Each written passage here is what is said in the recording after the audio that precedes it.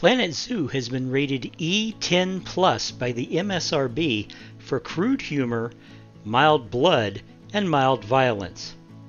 It has been approved for all persons ages 10 and over.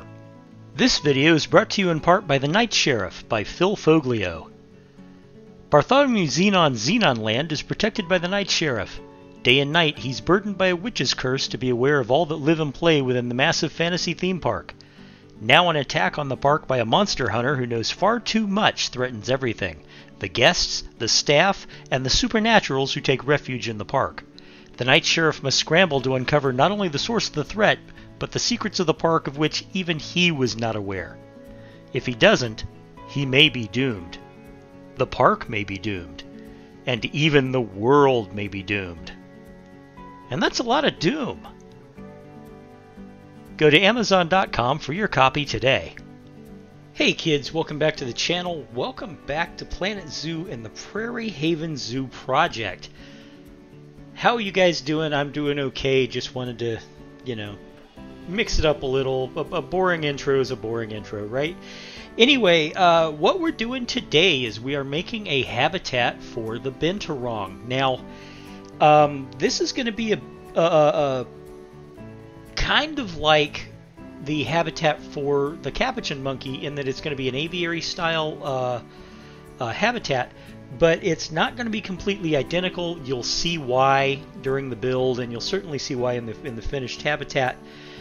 But I wanted to do something a little different, and I think I accomplished that. Now, the reason why I'm doing the binturong is because my mother, who is a fan of my zoo videos, specifically asked me to do binturongs.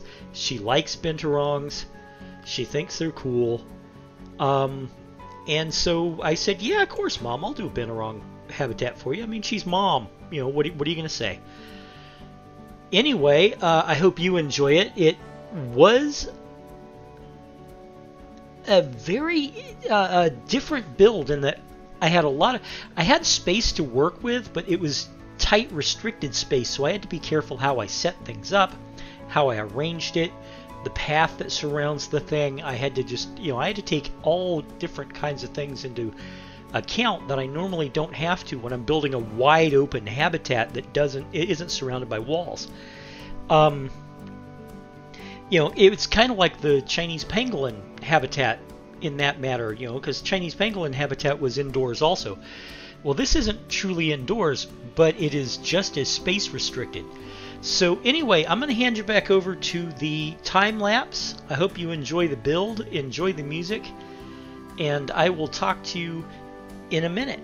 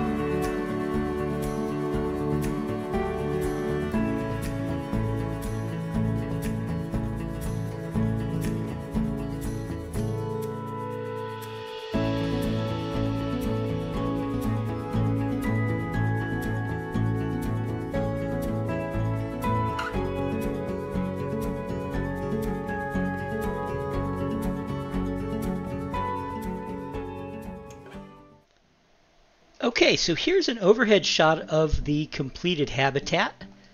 I do have the game on pause, just because I was getting alerts and that kind of irritated me when I'm trying to talk to you guys.